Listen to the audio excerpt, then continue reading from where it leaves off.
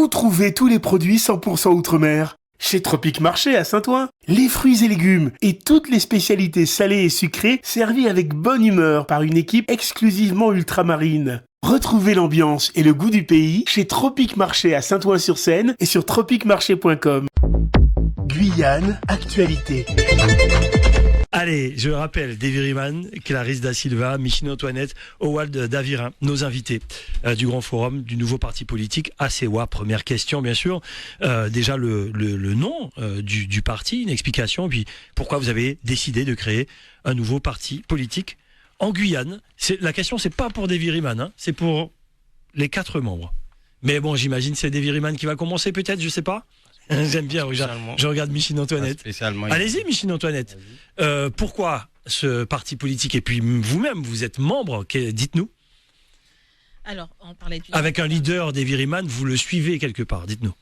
Alors, on avait décidé courant 2020-2022 de créer donc ce parti parce que on était bien conscient qu'il fallait apporter, je vais dire, une nouvelle façon de faire la politique en Guyane.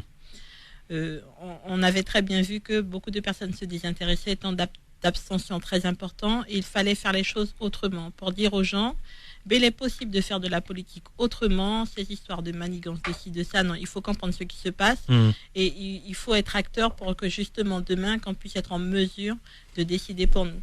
Donc ACEWA, donc à l'origine c'était Yana ACEWA, mais c'était juste après les événements de 2000, c'est pas très loin après les événements de 2007, et il y avait Yana ceci, Yana cela, donc on a dit bon, on va garder ACEWA qui veut dire uni, parce qu'effectivement ça veut dire uni, hein, en Kaligna. En Kaligna, et avant que les esclaves et les colons arrivent, il y avait le peuple Kaligna là, et tous les autres frères amérindiens.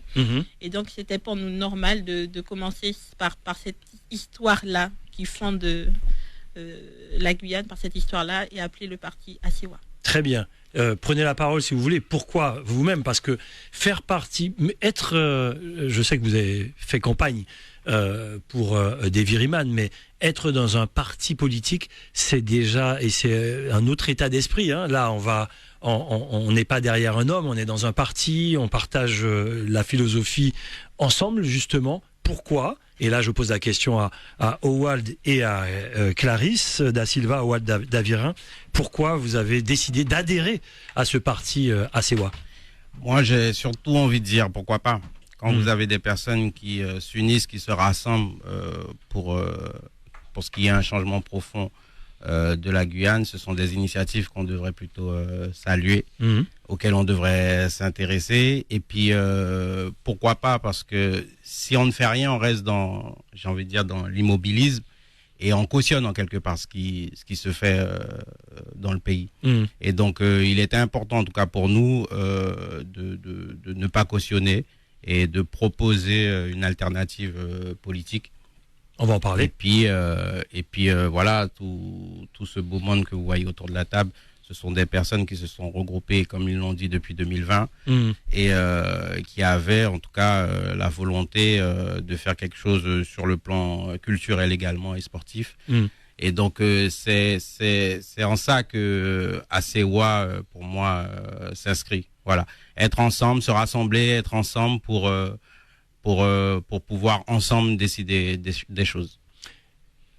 Clarisse Da Silva. Alors, pour compléter tout ce qui a été dit, ce qui est important aussi avec le mouvement ACEWA, qui est maintenant un parti, c'est que c'est un mouvement en fait, on est rentré dans une période, je pense, qui a duré depuis pas mal d'années, où la politique, malheureusement, n'est que politique. Alors que lorsqu'on doit penser à l'avenir de la Guyane aujourd'hui, on en oublie toute l'essence en fait des engagements politiques, c'est-à-dire la culture. Et ça, on en a parlé dans les médias lorsqu'on a fait le lancement, c'est la place de la culture dans les réflexions, des savoirs traditionnels, des savoirs ancestraux, parce qu'en fait, ça crée une philosophie. Donc ACEWA va mener une philosophie qui met vraiment au centre la culture, les différentes cultures qu'il y a sur le territoire. Et ACEWA, et puis il y a ça aussi qui est aussi important dans ACEWA, c'est que ACEWA on le traduit pas de manière littérale. On l'a traduit, c'est un concept. Asewa veut dire ensemble, veut dire uni. Ça prône l'union. C'est un concept, et comme le slogan c'est Fossi et Malo Poudima, donc c'est traduit en trois langues. Fossi, c'est tout ce qui représente ce qui est avant, hier, dans le temps, en Strana Tango. Et Malo, c'est aujourd'hui, donc le présent en langue wayana. Et Poudima, du coup en créole guyanais pour demain. Donc en fait c'est une phrase qui dit qu'on doit rester ensemble comme on l'a été avant, comme on doit l'être aujourd'hui et comme on le sera demain. Et ça, c'est pour tout pour l'avenir de la Guyane. Donc voilà, ce qui est important, on a vraiment voulu travailler sur les langues, sur le fait de vraiment ramener tout le monde. Et du coup, ça, c'est le début du travail. Très bien. Deviriman, 2 mots également sur... Juste pour savoir, ouais, ça m'intéressait. Asewa, du coup, est-ce que ça rejoint un peu l'idée de Ubuntu, la liaison, justement, l'union qu'on peut avoir du côté panafricaniste, etc. Parce que c'est un concept, là j'entends que c'est un concept d'union, c'est à peu près la même chose avec une démocratie derrière, avec tout le monde pour tout le monde. Je parle de la conception de la traduction. D'accord, oui. C'est bon. Oui, c'est-à-dire qu'on ne peut pas traduire des mots en fait en français. Oui. D'accord. C'est des c'est un concept vraiment beaucoup général. plus large. Oui. D'accord. Deviriman. Je pense qu'ils ont tout dit. Oui, c'est intéressant, vous les laissez parler. Il y aura des questions pour vous, il n'y a aucun problème. En général, n'hésite pas, si tu veux relancer, il n'y a aucun problème. Un parti politique, ça a bien sûr une philosophie. Souvent, on remarque, même si certains disent il n'y a plus de gauche, il n'y a plus de droite. Moi, je dis qu'il y a encore une gauche et une droite. Je regarde Jérôme là-dessus. Il y a une philosophie. On sait que si on vote pour une personne, c'est que on sait pourquoi on vote. On parlera des combats politiques plus tard. Quelle est la philosophie profonde d'Asewa? Si on adhère au parti, on adhère à quoi? On adhère à un changement, une certaine radicalité dans l'approche, dans la manière de faire la politique. Nous, le concept, c'est de renverser la table et de repartir sur d'autres bases plus humaines, plus justes, plus équitables, dans un environnement qu'on le souhaite harmonieux, où tout un chacun pourra s'affirmer pour ce qu'il est, s'émanciper pour ce qu'il est, ce qu'il a envie d'être, où les gens pourront essayer, chacun aura sa chance d'essayer de vivre ses rêves et pas continuer de passer son temps à rêver.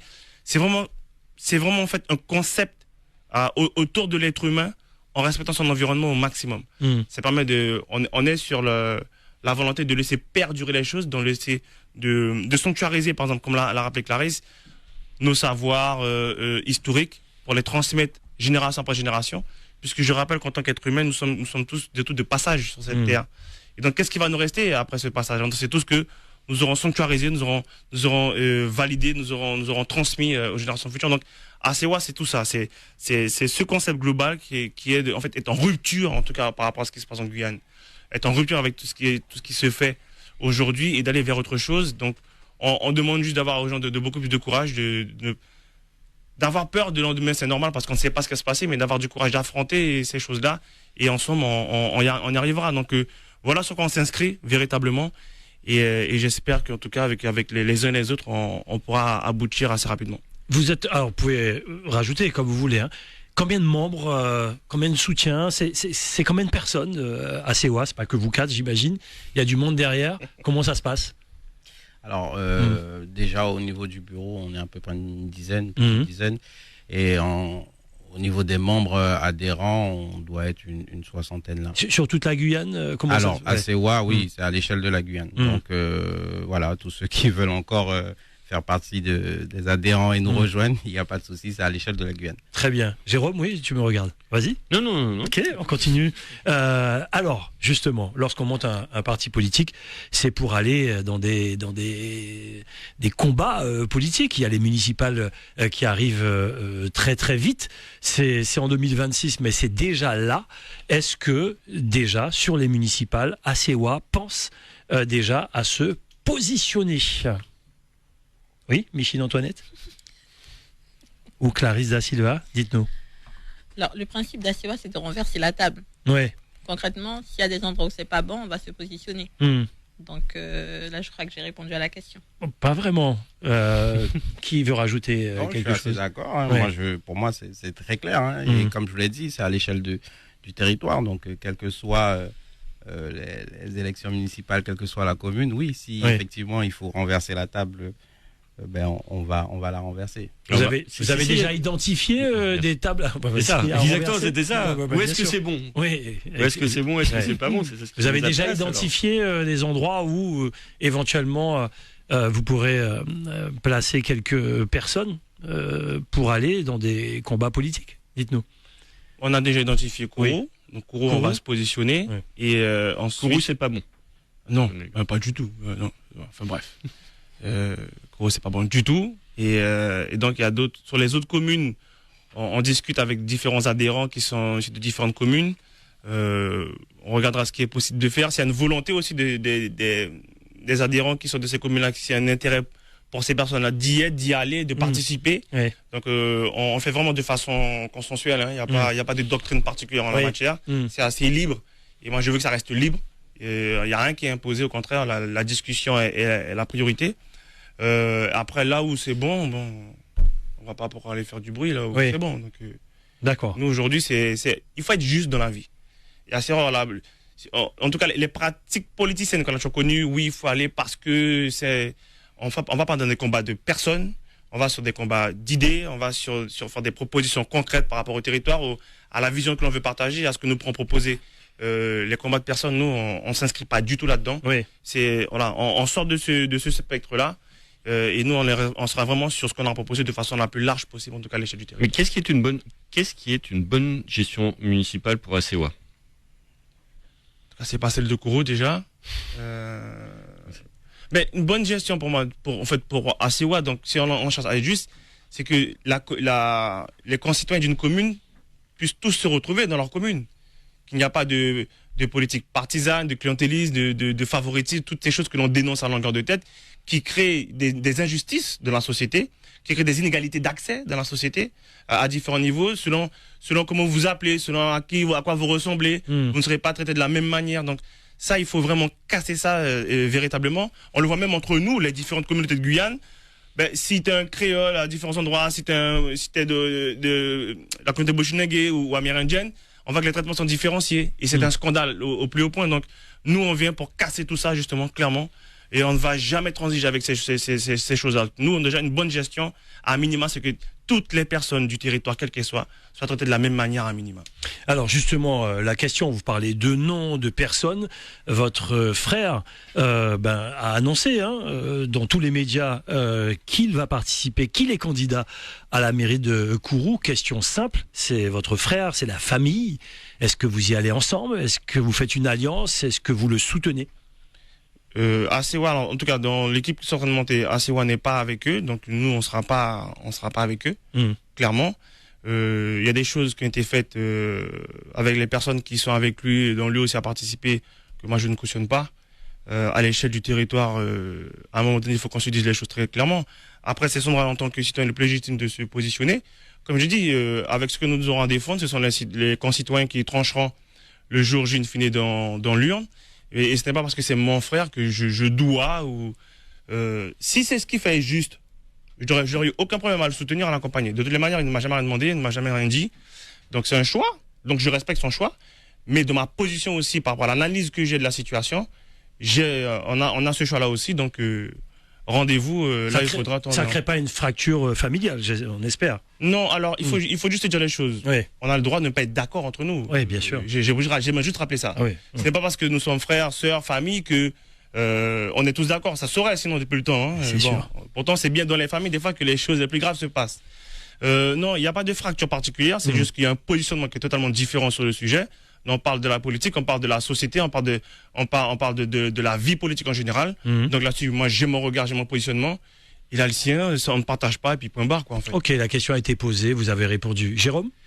Non, moi, je me demande toujours sur cette bonne gestion. On a vu que vous avez fait des très bons scores à Maripasoula. Est-ce que là-bas, il y aura ACEWA sur Maripasoula? Moi, je me pose la question aussi sur Awala Yalimapo. Est-ce que le fait que le maire ne soit plus présent, puisqu'il est le président de la CTG actuellement, est-ce que ça, c'est une bonne gestion? Moi, j'ai du mal avec les bons et les mauvais, en fait. Oui. Donc, là où c'est bon, là où j'ai du mal à imaginer, à comprendre un peu ce que cela veut dire. Est-ce qu'il y aura des alliances avec d'autres partis? On vous a vu là lors de la création de la CEWA. Moi, j'ai vu 3 forces politiques présentes. Il y avait Monsieur Castor en tant que député et membre du M2S. J'ai vu la Guyane sans limite avec Yolène Machichi-Prost. Et j'ai vu Madame Nguyen avec un nouveau parti qui est conseiller municipal, il me semble, à Montsinéry. Est-ce que là, ça veut dire qu'il va y avoir des alliances? Mais c'est bien ce que j'ai dit. La discussion est toujours prioritaire en ce qui nous concerne. Donc il y aura des discussions, il y aura des échanges. Peut-être qu'on tombera d'accord, peut-être qu'on tombera pas d'accord. Il y a pas de refus de principe par rapport à cette approche-là. Ensuite, selon les communes, encore une fois, ça va dépendre. Les adhérents qui sont issus de ces différentes communes-là, c'est eux qui diront si oui ou non il y a intérêt à y aller, si oui, comment on y va, non, on n'y va pas, est-ce qu'on soutient, est-ce qu'on soutient pas, comment on se positionne. ACEWA n'est pas là pour faire une espèce d'hégémonie politique sur le territoire guyanais. Je pense qu'il faut une pluralité politique sur le territoire. La pensée unique, moi je suis en opposition totale. Et donc après, à partir du moment où est-ce qu'on trouve des personnes qui ont peut-être un objectif commun, mais qui prennent pas forcément le même chemin, mais à partir de certains chemins qui respectent pour toutes et tous, je vois pas pourquoi on s'inscrirait pas là-dedans. Et par rapport au M2S, tout le monde sait que je travaille avec Jean-Victor, tout le monde sait qu'on n'est pas forcément d'accord sur tout, mais ce qui est prioritaire, c'est la Guyane. Donc si demain, effectivement, avec le M2S, on aura échangé, discuté aussi, on tombe d'accord sur des choses, on le fera sans problème. Il y a retrouvé comme une interview en 2019 de Fabien Canavi pour l'ancien site pour lequel je travaillais, et lui dit clairement, je ne suis pas là pour renverser la table. C'est son choix, ce qui n'est pas le cas d'ACEWA. Apparemment. Nous, on renverse la table. Très bien. En 2028 aussi? Excusez-moi, Gilles. Vous êtes un peu pressé, mon cher. Non, il veut savoir. Mais il y a des questions pour ça dans l'émission. J'aurais bien aimé entendre les membres sur ma prochaine question. Il y a Jean-Étienne Antoinette, ancien maire de Kourou, ancien sénateur, qui retourne dans la bataille également. Vous avez un commentaire là-dessus sur des anciens maires qui veulent aussi sûrement renverser une table également? Micheline Antoinette. C'est pas parce que j'ai Jean-Étienne Antoinette, mais... Mon capote, Antoinette. Non, mais bon, je vous pose la question. C'est jamais. Un commentaire sur... un ancien maire, il y a eu plusieurs municipales, on n'a pas revoté pour lui, mais il revient quand même. Quel est votre sentiment, vous qui avez monté un parti politique justement? Écoutez, moi, ce que je peux dire concernant la candidature de Jean-Étienne, je siège avec Davy à l'opposition depuis notre élection, donc nous sommes 2. Et à l'opposition, il y a également les représentants de la liste de Jean-Étienne. Et à chaque fois qu'il y a eu conseil qu'on a été présent, et rares sont les cas où nous ne sommes pas présents, Jean-Étienne ne s'est pas présenté. À plusieurs reprises aussi, on a pu constater que dans ce groupe en face de nous, là, d'opposition, tout le monde n'était pas forcément aligné, et peut-être que c'est parce que justement qu'on les a pas accompagnés. Et je me dis que si on est absent et qu'on n'accompagne pas les personnes qui étaient avec nous dans un combat sur une liste, pourquoi revenir aujourd'hui? Là, c'est la question que je me pose. Et je pense que tout un chacun devrait se poser également cette question-là. Il n'y a pas eu un moment donné où, avec l'opposition de M. Antoinette, plus les 8 qui sont sortis de la majorité, plus vous, il n'y a pas à un moment donné possibilité de renverser la table justement et renverser la majorité municipale? Écoutez, on a créé un groupe d'opposition et on l'a fait savoir. On a essayé aussi de travailler avec eux, mais ça ne s'est pas fait. Oui. D'accord. Et c'est compliqué de renverser la table quand on n'est pas majoritaire. Donc l'union sacrée à laquelle il appelle, vous n'y croyez pas? Un mot pas créé. Au moins c'est clair. Très bien. 2 mots là-dessus, vous voulez rajouter des choses? Non, ça va. Très bien. Peut-être Davy Riman sur cette question? Non, mais je n'ai bien résumé la chose. Oui. Bon, très bien. Alors, il y a des enjeux politiques, et pas seulement ni à Kourou, mais bien sûr en Guyane, sur la situation politique et économique en Guyane. Quel regard portez-vous sur la gestion actuelle de la Guyane, nos élus locaux, et par rapport à ce qui se passe également vers le national? Quel est votre sentiment sur ce qui se passe en Guyane, sur la gestion notamment? Si je vous pose la question de gestion, c'est parce que demain, si vous n'avez pas monté un parti politique, c'est pour être aux commandes. Et là, on parle de gestion. Il y a des choses qui reviennent systématiquement, on va en parler tout à l'heure, sur les besoins du quotidien des Guyanais. Votre regard sur la gestion, sur nos élus, notamment que ce soit la collectivité ou certaines mairies. Qui veut répondre à cette question Wald d'Avirin Mon regard sur la politique locale. Oui, notamment, oui. Écoutez, nous, on est arrivé avec la volonté de vouloir renverser la table. Cette idée n'est pas née comme ça, en fait. C'est parce qu'on a effectivement fait un constat. Et au niveau de la gestion du pays, que ce soit au niveau de la collectivité ou des autres élus de Guyane, on constate que on voit le pays, on voit dans quel état il se retrouve le pays. Et donc voilà, on a en quelque part, je pense, les élus